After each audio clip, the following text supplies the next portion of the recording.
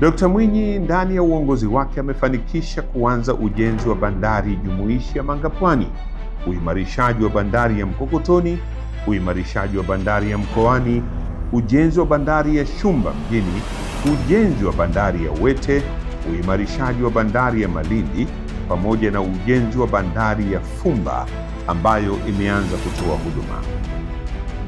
Bandari ya Mkoani kisiwani Pemba tayari imeanza kupokea meli kubwa za makonteina kutoka nje ya nchi na kupunguza gharama kwa serikali na wananchi kupitia upatikanaji wa bidhaa.